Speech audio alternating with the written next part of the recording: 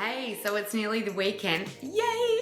And as it's warming up, I thought I would dedicate this video to fake tan prep because as we all know, that's the most safe way to get a tan. So I thought I would just share with you a couple of the things that I believe you must have when having a fake tan. Now, I'm going to admit, I used to be the worst. I used to go to solariums, I used to bake in the sun, I used to lie on the beach for hours and hours and hours and always boasted an amazing tan, but obviously not in the healthy way. So I have really come around to fake tan. So I'm going to share with you a couple of the tips when applying fake tan. Now, I'm not going to show you a particular fake tan because I do believe that really if you use these tips, pretty much any tan is going to work for you. I actually personally love Model Co. They have this amazing natural one. To be honest, natural is, you know, like anyone can slap natural on a bottle, but that said, I really like it. It's not really stinky and it's a really nice tan. But to prep, this is what I go for. So firstly, I exfoliate. I'm a mad fan of this stuff. Sorry, it's really bright. Skin Institute. So this is their glycolic scrub, which is 14% glycolic acid, which is huge. I actually also use that to prep for my laser hair removal, which is really good. And you might find potentially if you had acne or acne scarring, something like that could actually work quite well for you as well. So maybe look into that. That's an aside. But it's fantastic for dead cell removal, which is great when you're going to fake tan. So my next step is to fake tan, of course.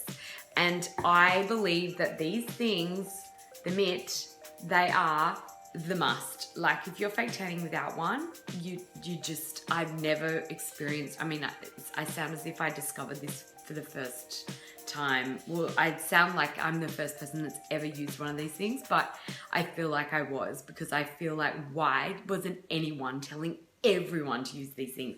They stop you from streaking most of the time. You still have to you have to move fast because obviously your tan kind of dries and you've got to get swift about it, but it is seriously like such a smooth application. It's quick, it like spreads it makes it fast. Just what's not to love. Amazing.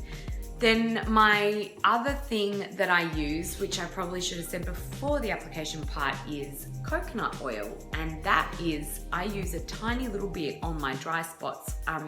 They do say to exfoliate your dry spots and blah, blah, blah.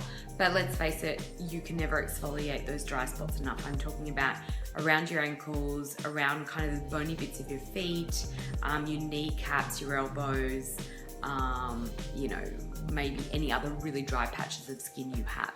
So coconut oil is a must to apply. This is just a organic coconut oil. I love it. I use it for everything, as I'm sure you're starting to gather. Bang on about coconut oil all the time. So yeah, they are my major tips.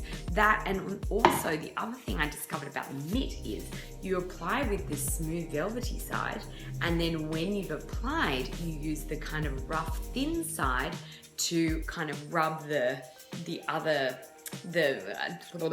use the dry side to rub the dry patches of your skin to get the stuff off. It's amazing. It's a miracle. I feel like I'm really unearthing something groundbreaking for you girls. So anyway, there you go. Get amongst it. Tan on up. Don't forget to share this with your girlfriends, anyone who wants to know about tanning. And I really appreciate it if you would head on over to mollymakeup.com.au and have a little gaze at my other videos. Perhaps share some, perhaps comment on some.